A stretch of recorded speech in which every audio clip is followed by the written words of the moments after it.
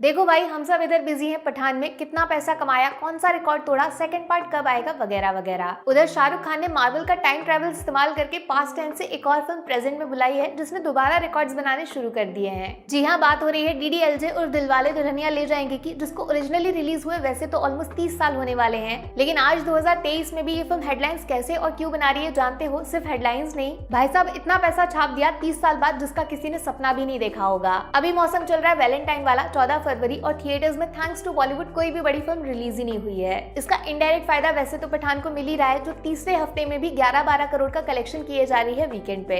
लेकिन YRF ने लगाया है अब तगड़ा दिमाग, एक नया एक्सपेरिमेंट किया है पब्लिक पे, और फेल होने के चांसेस एकदम जीरो। आओ डिटेल में समझाती हूँ। 2 नवंबर 2022 को रिलीज हुआ था पठान का टीजर। इंटरनेट में आग लग गई थी, हर तरफ शाहरुख के कमबैक के चर्चे हो रहे थे। लेकिन उस दिन था शाहरुख खान का बर्थडे, जिसको सेलिब्रेट करने के लिए सिर्फ कुछ गिनती के थिएटर्स में DDLJ को री रिलीज किया गया था, और जितना सोचा नहीं रिस्पॉन्स उससे भी तगड़ा निकला, जब सिर्फ कुछ घंटों में फिल्म के सारे शोज हाउसफुल हो गए। 112 रुपए के टिकट में 23,000 लोगों ने फिल्म को देखा, और DDLJ ने टोटल 25 लाख का कलेक्शन कर दिया था उस टाइम। और अब जब मौसम टोटल बिगड़ चुका है और पिछले 1 महीने से हर तरफ सिर्फ शाहरुख खान का हल्ला हो रहा है, तो YRF ने डिसाइड किया है इस वैलेंटाइन वीक पे सिर्फ 1 हफ्ते के लिए DDLJ को पूरे इंडिया में दोबारा रिलीज करने का। और कमाल की बात जानते हैं क्या? एक बार फिर से फिल्म ने हर किसी की एक्सपेक्टेशन को पीछे छोड़कर बॉक्स ऑफिस पे अपना जादू चलाना शुरू कर दिया है। सबसे पहले तो ये बात आप ध्यान में रखना कि फिल्म सिर्फ लीडिंग सिनेमा चेन जैसे PVR, आइनॉक्स, सिनेपोलिस में गिनती की स्क्रीन पर रिलीज की गई है, और टिकट प्राइसेस नॉर्मल किसी फिल्म के कंपैरिजन में बहुत कम रखे गए हैं, सिर्फ और सिर्फ 112 रुपए। तो अब सुनिए कमाई के नंबर। 10 फरवरी यानी पहले दिन फिल्म ने बिजनेस किया था पूरे 2.5 लाख रुपए का।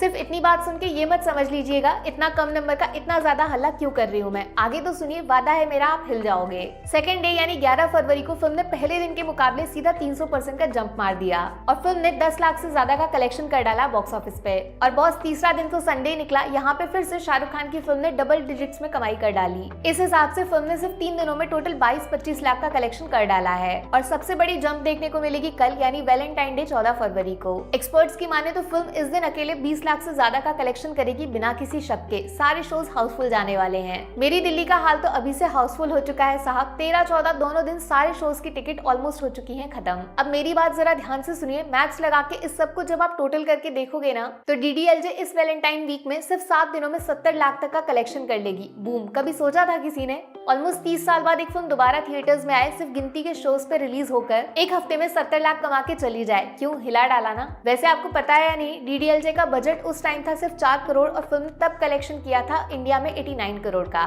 और विदेश में फॉरेन मार्केट्स में इसने 13.5 करोड़ कमाए, टोटल 102 करोड़। अगर इस कलेक्शन को 2020 की वैल्यू में कन्वर्ट करेंगे तो ये नंबर 524 करोड़ पहुंच जाएगा। बताओ फिर आपके क्या प्लान्स हैं वैलेंटाइन के? पॉकेट पे ज्यादा असर ना डाले और इमोशंस भी मिल जाए तगड़े वाले, उसका प्लान मैंने आपको बता दिया है। जाओगे देखने DDLJ एक बार फिर से, हाँ कि ना? आपके हिसाब से ये री रिलीज वाला फैसला कितना बढ़िया या फिर कितना घटिया? क्या बोलती पब्लिक, नीचे लिख के बताओ।